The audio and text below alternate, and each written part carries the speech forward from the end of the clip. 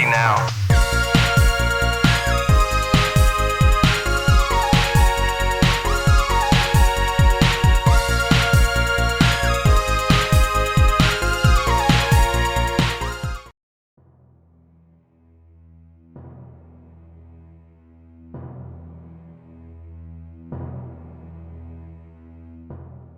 It is safe to say that Jaleco did not try to hide their intentions with Carrier. Hoping to cash in on the survival horror boom of the late 90s, this Dreamcast exclusive would debut at the turn of the millennium with a lot of tropes gamers had come to expect from the genre, as well as some interesting additions too.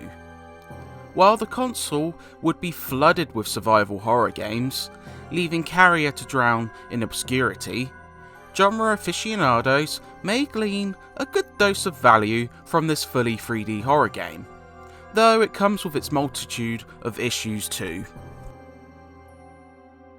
In the future, after a slew of economic disasters and strained relations between the northern and southern hemispheres, a powerful US carrier known as the Heimdall goes silent after being sent on an operation in the south.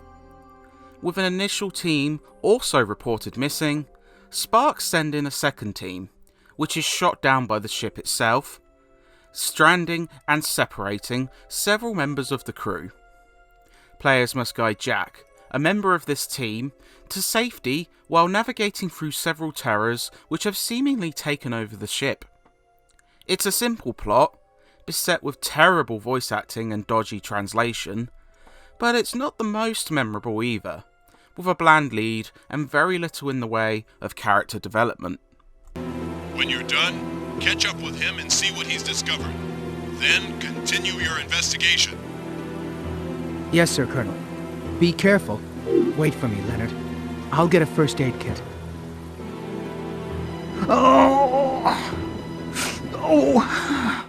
Carrier follows the survival horror checklist with ruthless efficiency. Jack can be steered utilising tank controls, along with a quick turn function, as you're forced to navigate the ship while opening up more of the environment using a myriad of key items. Backtracking is pretty constant, seeing you trek through parts of the ship multiple times even after you enter a new floor. Mutated creatures pester you at every turn, requiring you to micromanage ammo and healing items in order to ensure your survival, while also contending with save points that are spread quite far apart.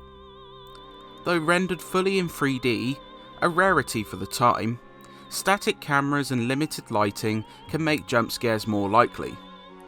It ticks all the genre's boxes, and as such will prove familiar to anyone with experience in these type of games. There are some unique kinks thrown in there though.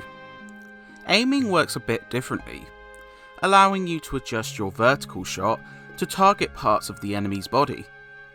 This allows you to pull off headshots, as well as amputating limbs, with greater ease. Jack gains access to an infrared scope early on, which adds some neat functionality, such as scanning for key items, revealing special invisible creatures, and detecting infection within a slew of survivors you come across throughout the game. Explosives are also a huge part of Carrier, with different types creating bigger explosions. These are used to clear objects blocking progress, but can also be handy in combat for blowing up nasties on your tail. Each bomb planted gives you 5 seconds to flee, adding yet another tension game on top. Though Carrier's additions aren't groundbreaking, they do give the game a bit more distinction from its peers. I'm Sergeant Ingalls. I'm part of the Spark team sent to investigate the ship. What are you doing here? Spark? You're a little too late. This is not a human anymore. Here, take a look with this. The problem is that Carrier lacks the memorability of the genre's best. Survival horror often requires an interactive, memorable environment to navigate, taking some of the tedium out of backtracking, such as the Raccoon City Police Department in Resident Evil 2. But the Heimdall feels more like a tin can, with samey looking locales offering little in the way of distinction, bar one being overrun with plants or another flooded. This can make navigation both confusing and a chore. A handful of bosses rear their head throughout, but they all feel a bit on the cheap side, with powerful attacks that can leave unprepared players frustrated, especially when you factor in the lack of save points. On the other hand, general combat feels too easy, with magazine rooms bequeathing plenty of ammo, and with a pistol, machine gun, grenade launcher, and tons of explosives proving easy to find, these bosses prove the most difficult bit. Carrier looks the part, even though its art direction is less than impressive.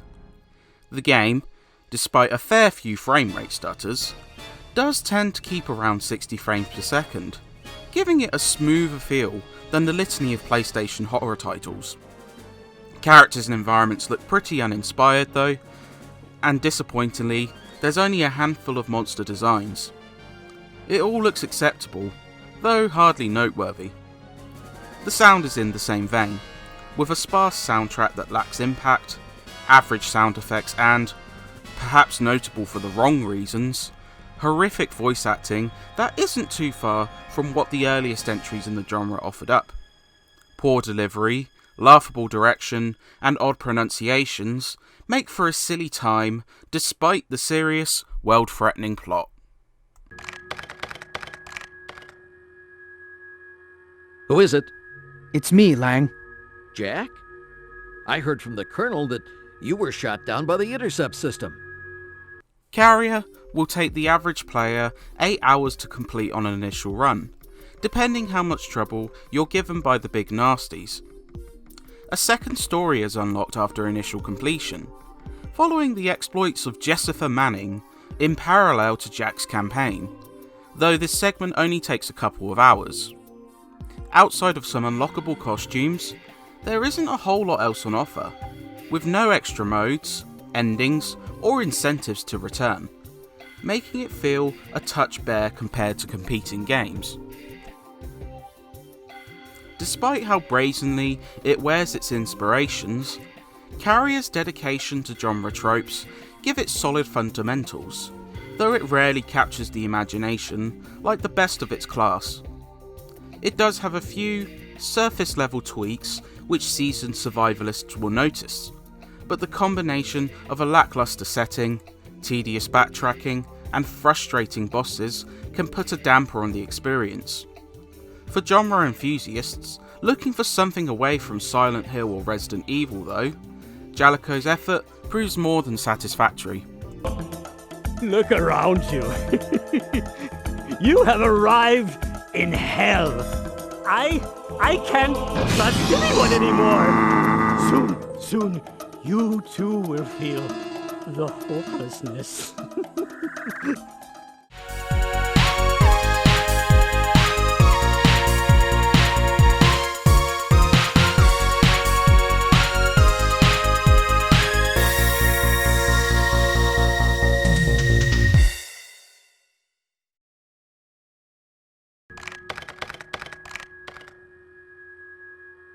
Who is it?